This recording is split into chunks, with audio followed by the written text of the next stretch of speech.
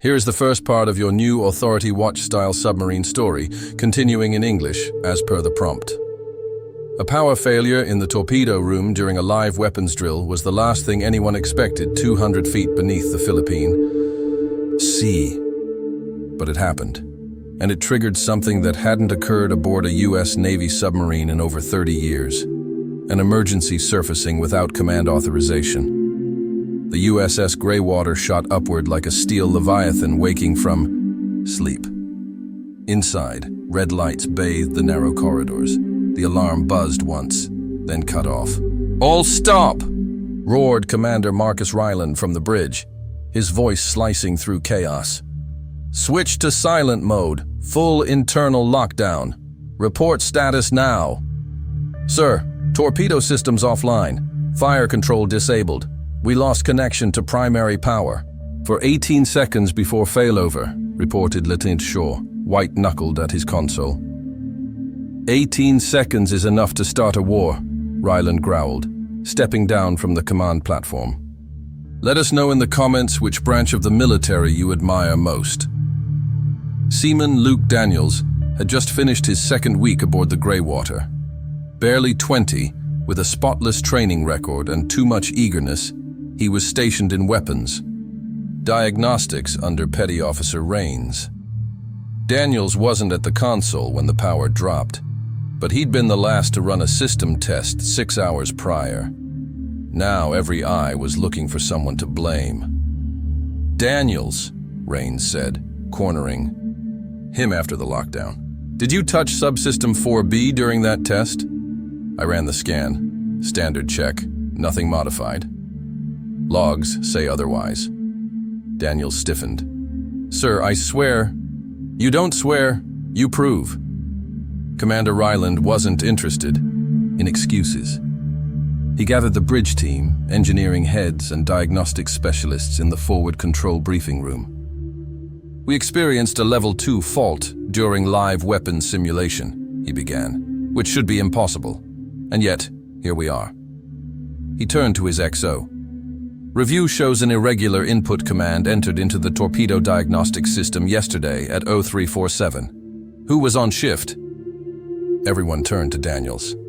"Seaman Daniels," Ryland said, his voice calm but cold. "What was your action at 0347? "I ran the monthly scan, sir. No manual overrides, no power taps." "Then explain the input signature." "It originated from your console." Daniels blinked. "Sir, I don't..." "Did you leave your terminal unattended?" Silence. "Just for a minute, sir. I went to grab coffee." "It was 3:50. Ryland nodded. "Then we have a second problem. Someone else used your credentials." The crew was rattled.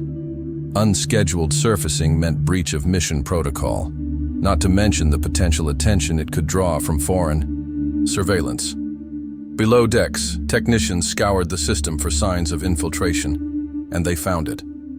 A rogue input command, a code string designed to simulate a power fault in the torpedo room, triggered at a specific hour. It was camouflaged in diagnostics. "Sir," Lieutenant Shaw said to Ryland later that night, "this wasn't an accident. It was timed. Someone wanted us to breach silence mode." Ryland stared at the screen. "Was the code internal?" "Yes, sir, embedded in our own software." Ryland frowned. "Which means this wasn't just a prank, it was a message." Daniels, meanwhile, was removed from diagnostics duty. Confined to general maintenance, he scrubbed pipes and replaced power relays with quiet shame. The older sailors avoided him. Rains no longer spoke to him directly, but one man did. Chief I. Master-at-Arms Rollins, a 22-year veteran with eyes like ice and a voice like gravel. "You've made yourself a target," Rollins said during a shared shift in the filtration chamber. Daniels looked up. "I didn't do it." "I believe you. That's why you're still here." "Then who did?" Rollins shrugged. "If I had to guess, someone with access to crew credentials and a reason to test this boat's response speed." "Why?" Rollins paused. "To see if Ryland would panic." Daniels narrowed his eyes. You think it was a loyalty test? I think it was an opening move. That night, the sonar team reported faint returns from 2 autonomous submersibles, likely foreign drones, shadowing the Graywater's emergency ascent path.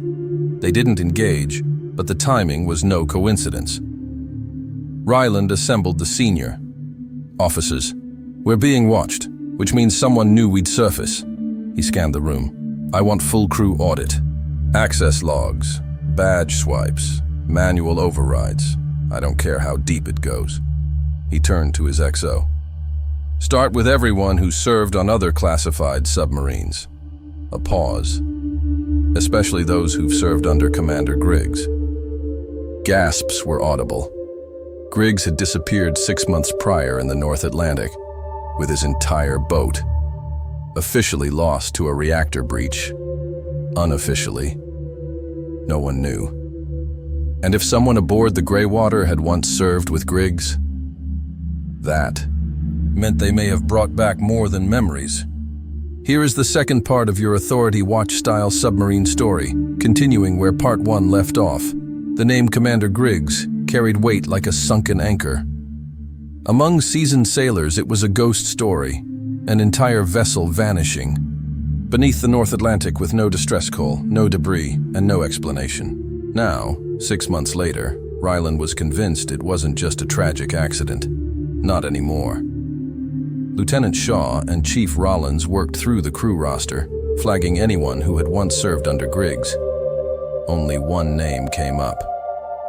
Chief Technician Darren Holloway, 12 years in the Navy, excellent service record, currently assigned to propulsion systems. No red flags on paper. But when Shaw reviewed Holloway's system accesses over the past month, one entry stood out. A maintenance override on the same terminal Daniels had used, exactly 6 minutes before Daniels arrived that night. Commander Ryland summoned Holloway to his quarters. Chief, Ryland began, you were in weapons diagnostics the night of the incident. Holloway nodded. Yes, sir. Routine sensor calibration. Your log says you were in propulsion. Holloway didn't flinch. Must have been a clerical error. Ryland leaned in. The Graywater doesn't make clerical errors. Holloway stared back. That's not true, sir. Sometimes we do. Sometimes we delete them before they become history. The next morning, Holloway was gone. Not missing, relocated. Rollins found him in the med bay with a fractured wrist and 3 cracked ribs. He claimed he slipped on a ladder. No one bought it, especially not Daniels, who found a trail of blood leading from the weapons bay to Maintenance Corridor 3B, now mysteriously cleaned. He brought it to Chief Rollins. Rollins said nothing, just stared. Then handed Daniels a flash drive. Put this in Terminal A9. You'll know what to do. Daniels did as instructed. The screen flickered. Lines of encrypted data flowed across the screen. Grids of crew IDs, access logs, diagnostic anomalies, and a folder labeled GRG-13 inside, surveillance footage of Griggs. The footage was grainy, night vision, dated 3 weeks before the Graywater's current mission began.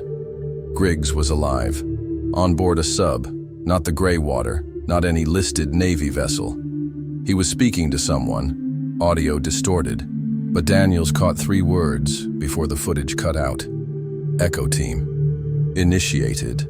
He brought it to Ryland immediately. Ryland was already pacing when Daniels entered. Sir, Daniels began, Commander Griggs is alive. I know, Ryland said. Daniels blinked. You knew? I suspected.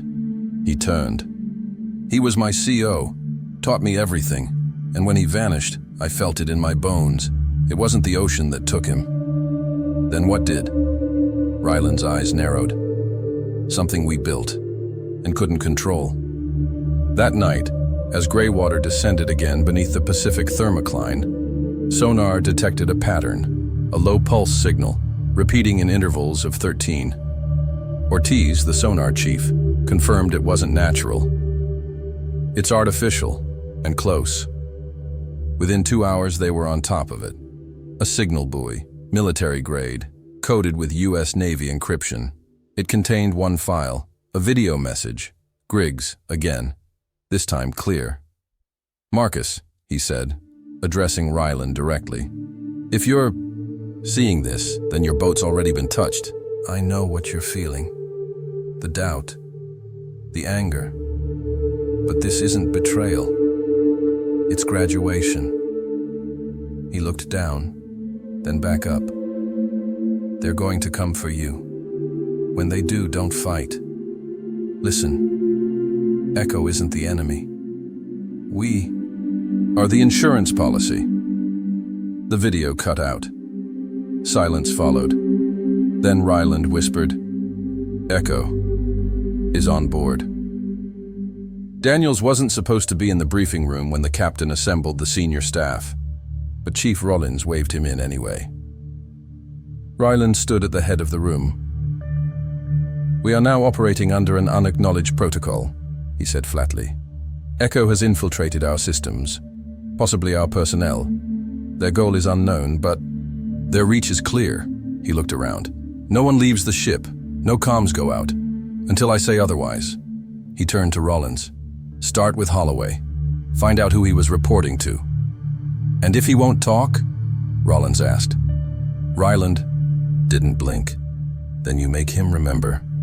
Here is the third part of your Authority Watch-style submarine story, continuing with the unmasking of Echo within the crew. Chief Rollins stood outside the medbay door, arms crossed, expression flat. Inside, Holloway sat on the edge of his cot, wrist wrapped, ribs braced, eyes down. "You know why I'm here," Rollins said as he stepped in. Holloway didn't look up. "I told you, I slipped." Rollins locked the door behind him. "We both know Echo didn't recruit clumsy people." At that, Holloway chuckled bitterly. "You ever wonder why they call us Graywater?" he asked, voice low. Rollins said nothing. "Because we float in the middle of the line, not black. Not white, just gray, disposable, unseen. You're not disposable." Holloway finally looked up. Neither was Griggs. Ryland watched the medbay feed in silence. Next to him, Daniels stood stiffly. "Sir, what is Echo?" Ryland sighed. Echo was born during the post-Cold War black budget era. Covert units, surveillance experiments, behavioral pressure studies inside submarines. Daniels blinked. "Wait, experiments on us?" Echo wasn't supposed to go operational, but some of Griggs's last missions, before he vanished, were Echo trials. He turned to Daniels. "Now, it looks like someone brought Echo back." Later that night, the Graywater received a priority burst from Naval Command. Routine, on the surface but encrypted at Tier Z. Only a few officers could decode that level. Ryland, standing at the bridge, entered his key. The message displayed in red. "Confirmed, Echo presence aboard. Remain in dark. Extraction team en route." Ryland read it twice, then erased it. He turned to Exo Halverson. "Prepare for silent. Drift. All crew to quarters. Initiate command-level watch shift rotation." Halverson hesitated. "Sir, that's lockdown. I know what it is." 2 hours later, Daniels was alone in the auxiliary power bay when he heard the hatch close behind him. He turned fast. It was Holloway. Only this time, he wasn't limping. He stood straight, calm, confident. "You're a quick learner, Daniels," Holloway said, stepping forward. "You know how to listen, how to keep quiet. That's rare." Daniels backed away, his hand drifting toward the emergency alarm. "I didn't join to play spy games." "No," Holloway replied. "You joined because you believed in order." "So did I, until I saw what order really meant." He pulled something from his belt, a small device, blinking red. "Echo isn't the enemy. Echo is the correction." Daniels lunged. They struggled, metal crashing, lights flickering. Daniels drove Holloway into a panel, the device clattering to the floor. Rollins burst in seconds later. He didn't hesitate. One hit. Holloway dropped. Daniels, breathing hard, looked at the blinking device. Rollins picked it up. Transmitter, probably linked to other units. Ryland's voice came over the intercom. "Secure the ship. We're being mapped." Under Ryland's orders, the crew dismantled every comms relay and repeater module aboard the Graywater. Echo's embedded surveillance net was more sophisticated than expected. Multiple passive relays hidden inside life support ducts, sonar shielding, and ballast regulators. "This was coordinated," Ortiz said, her hands covered in grease. "Like someone printed a map of our weaknesses and built around it." Ryland turned to her. "Because someone did." They found one last node beneath the bridge, disguised as part of the fire suppression system. And inside it, a file marked Griggs Final, a video. Commander Griggs, his eyes sunken, uniform stripped of rank.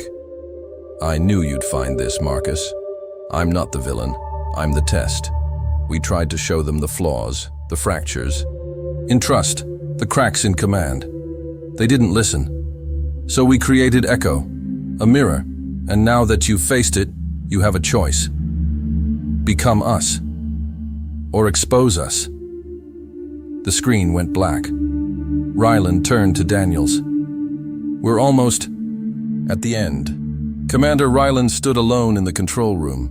Around him, the flicker of the sonar display cast long shadows on the walls. The crew was still locked down. Holloway was in custody. The Echo nodes were dismantled. And yet, the weight on Ryland's chest hadn't lifted. Not yet. He pressed the intercom. "All senior staff to the command bridge. Now." Within minutes, they arrived. Rollins, Ortiz, Daniels, Exo Halverson, and Shaw. The air was thick with anticipation. Ryland didn't speak at first. He simply walked to the center console and placed the last Echo device, the blinking transmitter, on the metal surface. Then he spoke. "We've been used, observed, manipulated." He looked at Daniels. "You were the bait." Then at Rollins. "You were the shield." And finally, he looked out at the control room windows, and I was the control group. No one moved. Ryland tapped the transmitter once. "We've confirmed Echo is a rogue program built on a philosophy of paranoia. Mistrust is its currency, sabotage is its method, and its message?" He crushed the device under his boot with a loud crunch. "Echo believes the system is broken, but breaking it further is not the cure." Later that day, a Black Ops chopper rendezvoused with the Graywater at a secret surface point in the Philippine Sea. No flags, no markings. 4 men in black suits and gray helmets boarded silently. "Commander Ryland," one said. "We're here for Holloway." Ryland handed over a sealed file. "You'll find full logs, recordings, and recovered surveillance." The man glanced at it, then tucked it into his case. "And the boy?" he asked. "Daniel stays," Ryland said without pause. The man arched an eyebrow. "He knows everything." Ryland stared at him. "Exactly. That's why he stays." The man hesitated, then nodded once and left with Holloway in cuffs. In the following days, Graywater resumed its course under direct orders from Pacific Command. No further incidents, no unexplained signals. But the crew was different. They walked, steadier, looked each other in the eye more. Daniels returned to weapons diagnostics. One afternoon, Ryland found him recalibrating the sonar filter settings. "You did good," Ryland said. Daniels looked up. "I didn't know what to believe." Ryland nodded. "Neither did I, but that's what makes us human." He handed Daniels a small patch, silver, with a faded trident and a lightning bolt through a wave. "Griggs's unit insignia," Ryland said. Echo wasn't always a lie. It started as a reminder. Of what? Ryland's gaze was far away. That even in silence, we must listen. What started as a routine weapons drill on a quiet submarine turned into a revelation.